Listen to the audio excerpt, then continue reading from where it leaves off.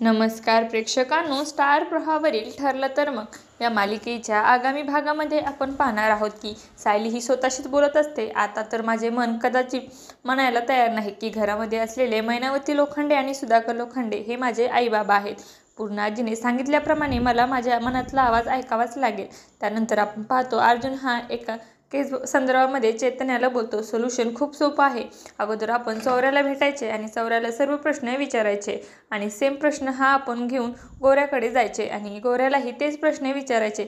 जर त्या दोघांच्या बोलण्यामध्ये उत्तरे वेगवेगळी आली तर समजायचं हे खोटं बोलत आहेत. आणि त्या दोघांचीही बोलणे ऐकून सायलीच्या मनामध्ये एक कल्पना येते आणि ती आपलं लहानपणीचा फ्रॉक घेऊन त्या दोघांकडे जाते आणि विचारते, बाबा लहानपणी तुम्ही माझे सर्व फ्रॉक शिवायचे का?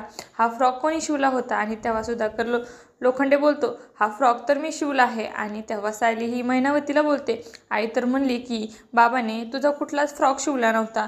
तुमच्या दोघांच्या उत्तरामध्ये फरक आहे. मी विचारलेल्या प्रत्येक प्रश्नाची उत्तरे तुमची वेगळीच आहे. बाबांनी सांगितले की माझा 7वा वाढदिवस झाल्यानंतर मी घरामधून गायब झाले होते आणि तू तर सांगितलंस की 5 वर्षाचे असतानाच मी आश्रमामध्ये गेले. आणि तेव्हा मैनावती लोखंडे आणि सुधाकर दोघेही घाबरतात. आता येणाऱ्या भागामध्ये सायली कशा प्रकारे दोघेजण सायलीचे खरे आईबाबा नाहीत हे सिद्ध करून दाखवणार हे पाहणं अतिशय रोचक ठरणार आहे. तुम्हाला जर आपला व्हिडिओ आवडला असेल तर चॅनलला लाईक, शेअर आणि सबस्क्राईब करायला विसरू नका. धन्यवाद.